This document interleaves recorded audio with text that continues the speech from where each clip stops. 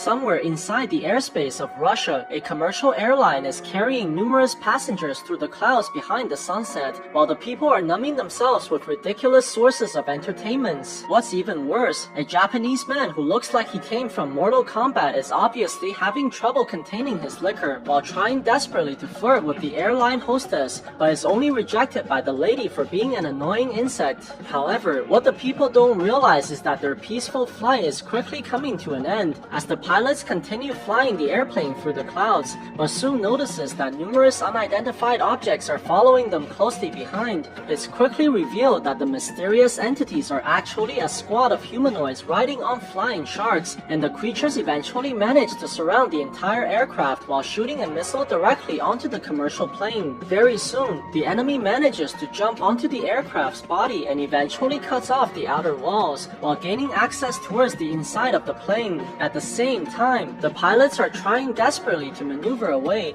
but is stunned by the monster that's flying towards them, which quickly kills the people as a result. This causes the airplane to shake violently while all the people are panicking in fear, but they are quickly stunned by a giant zombie soldier who begins killing all the humans without any mercy. Things become even worse when the flying sharks start to attack the commercial plane by using their jaws and killing the passengers horrifically, while the enemy's captain jumps onto the aircraft and shocking all the people with her zombified breasts. However, before the male passengers can overcome their conflicting arousals, they are quickly torn apart by the voluptuous enemy while the entire aircraft begins nose diving towards the ground. The female zombie sees this and quickly jumps out from the falling plane before the aircraft charges furiously towards its inevitable destruction. Sometimes later inside the city of New York, a woman called Angelique is driving her expensive sports car that was clearly paid by her sugar daddy as she heads directly towards the headquarters of Richter Technology. It's quickly revealed that the woman is actually the daughter of the company's owner called Richter,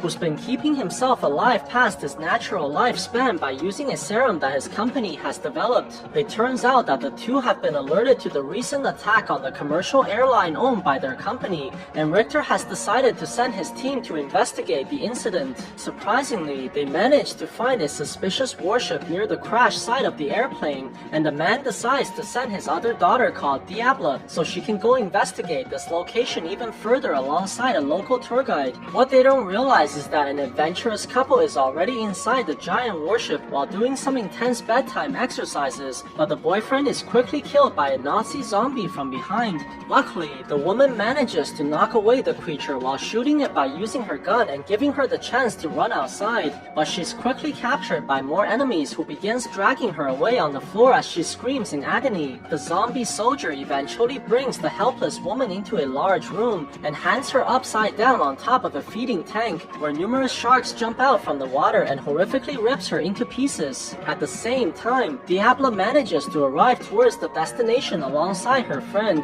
and she's shocked to witness the massive size of the warship in front of her eyes. When the people eventually make it below the gigantic structure, Diabla decides to venture forwards all by herself, as she plans to secretly sneak inside the mysterious warship which may hold the answers to the recent attack. The woman carefully enters the massive vessel, and she's surprised to see the numerous military weapons from the Second World War, which suggests that the warship has been hidden in this location for a very long time. Very soon, Diabla eventually makes it behind a massive entrance, where she notices a shocking sight through the window as she sees the Nazi symbol accompanied by countless soldiers hanging on the ceiling. This causes her to transfer all the images back towards her father, but what she doesn't realize is that the soldiers are all slowly waking up as they are being injected with a mysterious liquid from their backs. Despite the obvious dangers, the woman decides to continue venturing forwards, but she's quickly attacked by the zombie soldiers from behind. Luckily, Diabla manages to quickly fight back as she knocks the enemies backwards while killing them on the ground. But what the woman doesn't realize is that even more zombie soldiers are coming back towards the secret base at the same time. The enemies quickly land onto the platform alongside their mutated sharks, while Diabla accidentally rushes inside the location as well, but she's quickly ambushed by the enemy captain who injects the woman with an unknown liquid. Surprisingly, the zombie soldier decides to spare the woman's life while giving her the chance to rush out from the warship, as Diabla leaps out from the gigantic vessel and barely grabbing onto the nearby cliff. However, she quickly realized that even more flying sharks are heading towards the nearby cities, while the enemy enemy's base has completely disappeared inside the icy ground. Sometimes later, Diabla has managed to return back to her father mostly unharmed, but she begins to suspect that Richter is somehow involved with the enemies, as the serums used by the Nazi soldiers were very similar to their own companies. What's even worse, Diabla soon begins feeling that something is very wrong with her body, as the compound injected inside her blood begins to mutate her physiology into something horrific. This causes the woman to scream in pain and forcing her to fall onto the floor with exhaustion. When Diabla eventually regains consciousness, she returns back to her father once again and demands to know the truth about the mysterious experiment, and the old man has no other choice but to finally reveal his involvement with the Nazi soldiers. It's quickly revealed that Richter used to work for Germany during the Second World War, and one of his colleagues known as Dr. Hans was responsible for pioneering a secret experimental project in an effort to defeat the Allies. The mad scientist believed that this was the only way for his country to win the war, as their troops have been continuously pushed back by the Allied forces. It turns out that Hans has developed a chemical known as K7B while working alongside Dr. Richter, and is capable of turning their soldiers into living monsters with incredible regenerative abilities and increased longevity. The serum can also be vaporized into the atmosphere for greater effect, which will quickly revive all the fallen soldiers in the battlefield, while turning them into additional infantries for the Nazi Empire. What's even worse, Dr. Hans has also designed an army of biomechanical sharks capable of flight, which will allow the German soldiers to destroy their opponent's air forces and eventually winning the war. However, what they didn't realize was how fast their armies were being defeated, and before the Nazi scientists managed to finish building the zombie soldiers, the Allied forces have already made it inside their country while bombing everything in sight.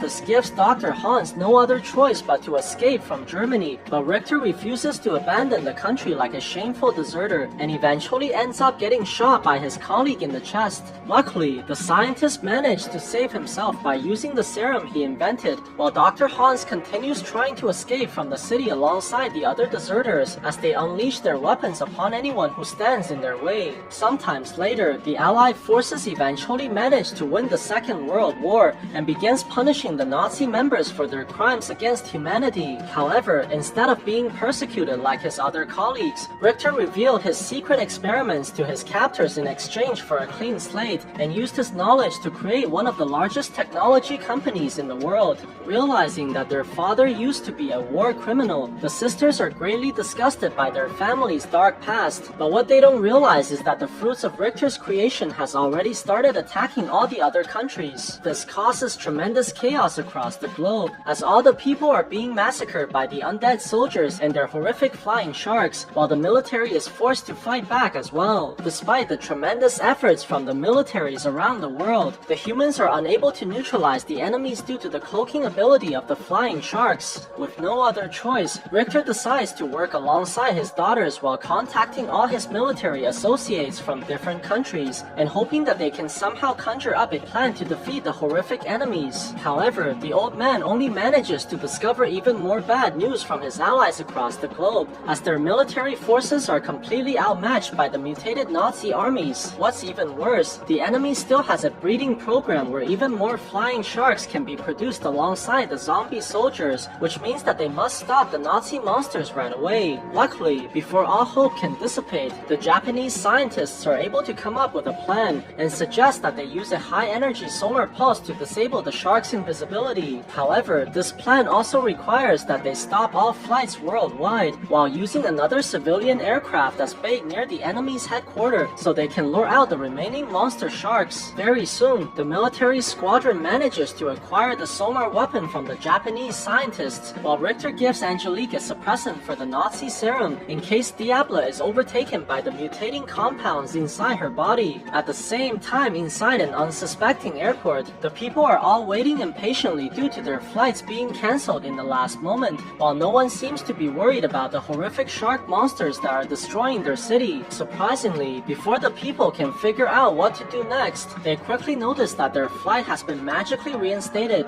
This causes them to all begin boarding the aircraft like they just won the jackpot, not realizing that they are destined to become human sandwiches for the monster sharks. Very soon, the plane begins to take off like a giant flying lunchbox, while the Nazi zombies are launching out from their base and quickly turning invisible possible to hunt down the unsuspecting humans. The military commander sees this and quickly launches their aircraft towards the enemy's direction as well, while the soldiers are getting ready for the fight of their lives. But Diabla is clearly being affected by the serum inside her body. At the same time, the commercial airplane continues flying across the night sky while the people are oblivious to the incoming danger. Things become even more outrageous as two naughty passengers secretly sneak inside the aircraft's restroom to do some aggressive bedtime exercises while entertaining the entire cabin with their high-pitched vocals. What the people don't realize is that the flying sharks are already here and quickly begin surrounding the entire aircraft with great numbers. The passengers eventually notice that something is wrong as they all stare outside of their windows in shock, only to see that the monsters are hovering over them like predators. Very soon, the Nazi zombies manage to land onto the commercial airplane and quickly begins taking out their tools to cut open the walls from the outside. This causes the aircraft to shake violently while all the passengers begin panicking in fear, but things only become worse as even more Nazi zombies land onto the airplane while killing the commercial pilots horrifically and petrifying the humans with their gorgeous smiles. What's even more, the Nazi zombies eventually decides to shoot a giant metal chain that penetrates the aircraft's body while catching it on the other side to create a massive chainsaw in the process. This causes the people to watch in horror as the Nazi zombies prepare to deliver a gruesome death to everyone inside the plane. Very soon, the enemy turns on their terrible weapon as the entire aircraft is shred into pieces while cutting the people inside into nothing but human sashimis. Surprisingly, the Nazi zombies eventually stop before killing the rest of the passengers and deciding to personally eliminate the survivors by barbecuing the people into human steaks. At the same time, Richter's team has finally arrived into the vicinity,